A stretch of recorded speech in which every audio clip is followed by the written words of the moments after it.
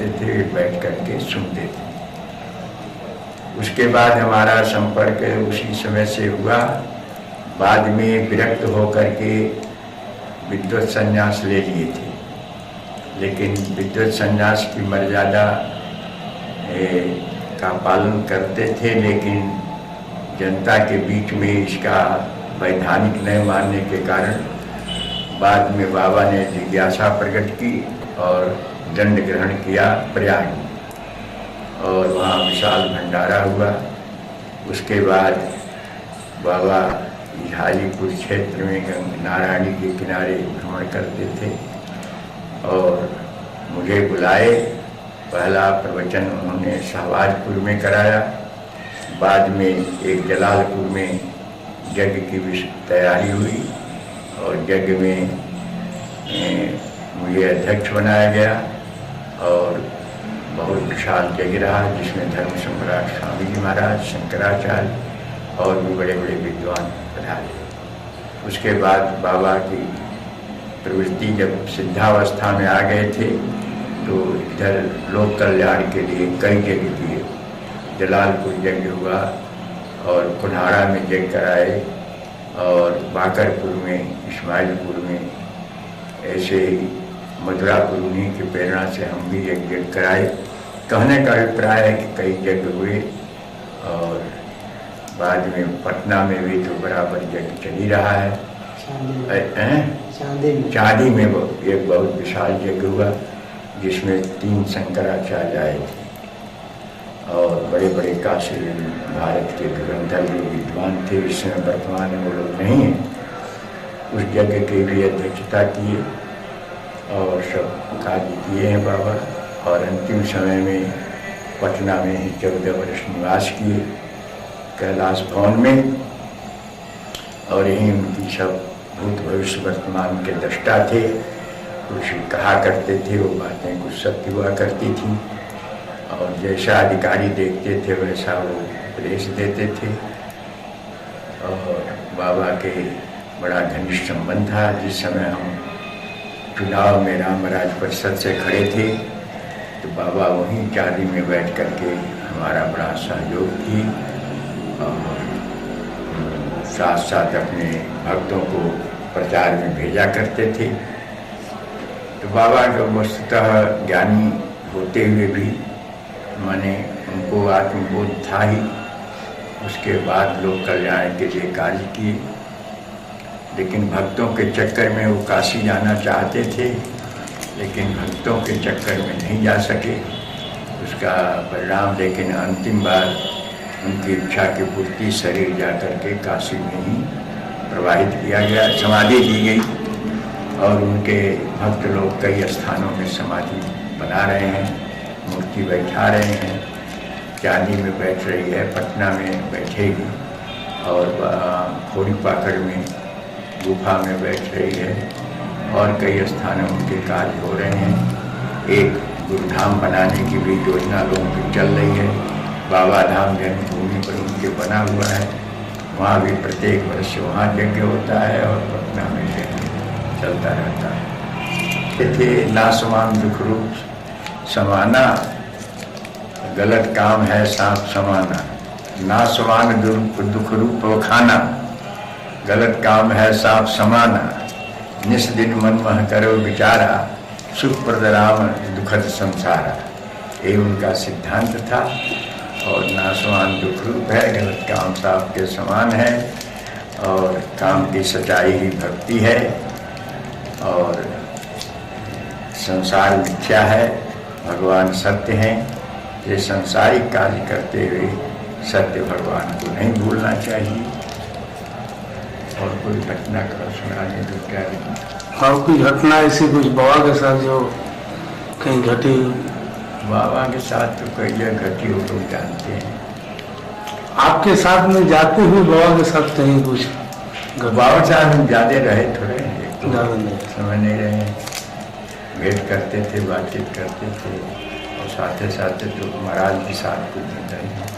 काशी में एक साथ थे कि नहीं? काशी में ये मध्यमा तक बिरला विद्यालय में पढ़े थे। एक साथ पढ़ते थे? हैं?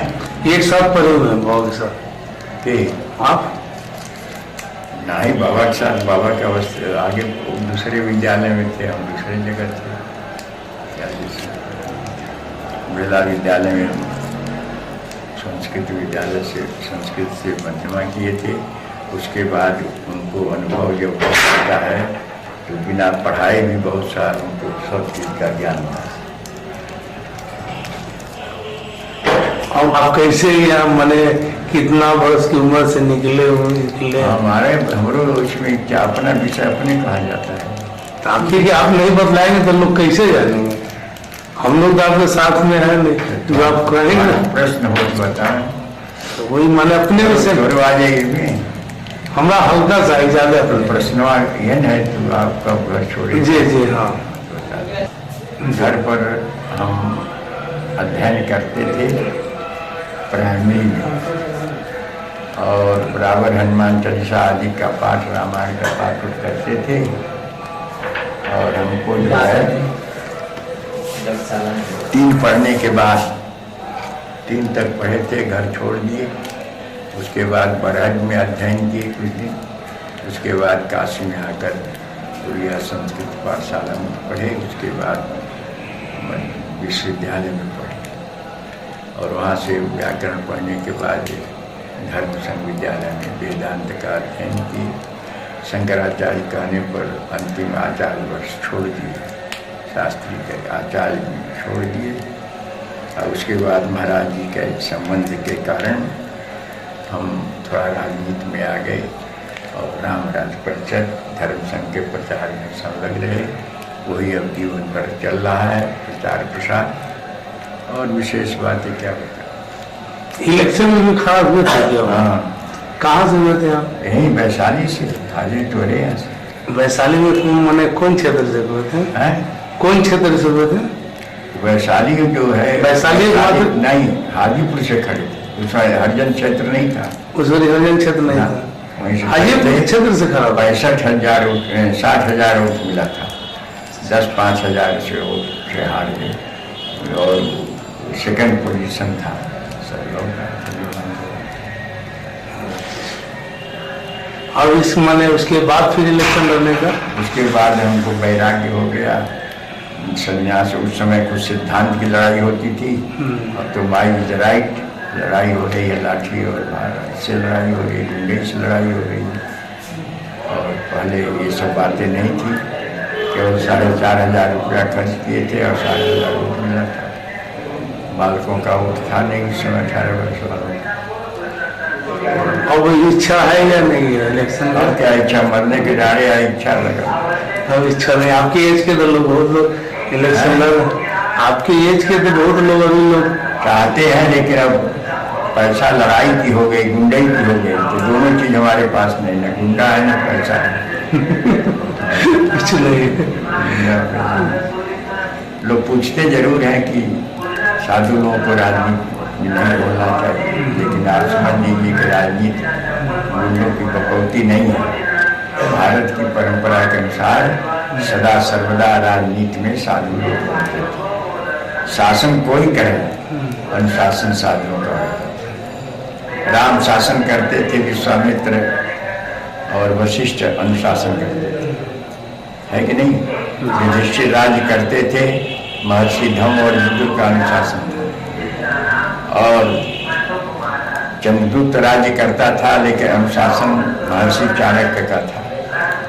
और आप जानते हैं शिवाजी उछल कूद राजनीति में करते थे, लेकिन उनका अनुशासन समर्थ गुरु रामदास करते थे। कांग्रेसी लोग भी कार्य करते थे राजनीति में, लेकिन अनुशासन गांधी जी का था।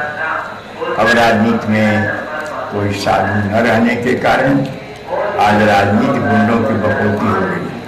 आज का नारा है कि खेत किसका जो जोते उसका, मकान किसका जो रहे उसका, दुकान किसकी जो बैठे उसका। अब आगे चल करके यदि इसी तरह ढीलापन जनता में रहा तो आगे ये भी नारा सुन लीजिएगा कि औरत किसकी जो रख ले उसकी।